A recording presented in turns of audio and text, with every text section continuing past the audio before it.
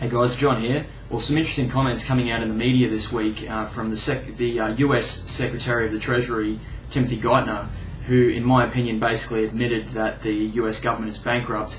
Of course, he didn't say it in those words, but this is something I've been saying for a long time. And if you read between the lines of what he's actually saying, in my opinion, he's acknowledging that the US government is bankrupt. But the issue they were talking about was the debt ceiling.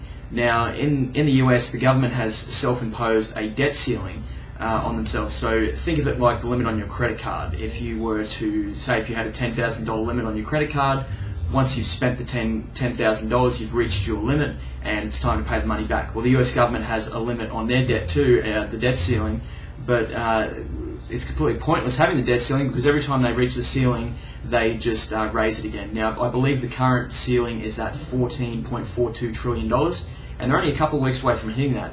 So they're going to have to vote again as to whether they want to raise the debt ceiling or not. But have a really close listen to what Tim Geithner is saying in this clip, and I'll have a quick chat about it later. Just have a really good listen to this. Let me shift gears for a minute. I want to talk a little bit about the debt ceiling, because we had a lot of scare tactics used on us with regard to the so-called government shutdown, which was more of a promise than a threat for me. I mean, that's fine. Right. But we're getting the same kind of scare tactics with regard to the debt ceiling. And I want to play a clip, a Timothy Geithner clip, who is really, he and Bernanke are probably the two stars of economicpolicyjournal.com after yourself. And I want you to hear what he has to say about what would happen if the debt ceiling weren't lifted. Can we play clip number 3, please? What if it wasn't raised? What is the doomsday scenario? I'll be very direct about it. And people understand this. Again, anybody running a business or understands this.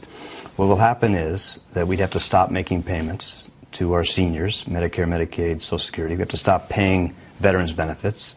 We have to stop paying all the other payments, all the other things the government does. And then we would risk default on our interest payments. If we did that, we tip the U.S. economy and the world economy back into recession, depression. I think it would make the last crisis look like a tame, modest crisis. It would be much more dramatic.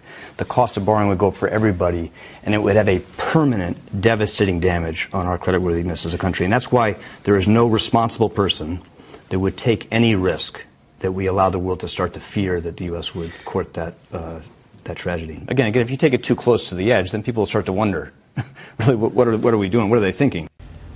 Now, in my opinion, one of the key things that the US Treasury Secretary Timothy Geithner said there was that if they can't borrow more, if they can't raise the debt ceiling, so in other words, if the United States can't borrow more money, they are going to, quote, default on their interest payments on their current debt. So he's not even talking about paying back any of the principal, any of the money that they've borrowed. He's saying if we can't borrow more money, we're not going to be able to make the interest payments on the money that we've already borrowed.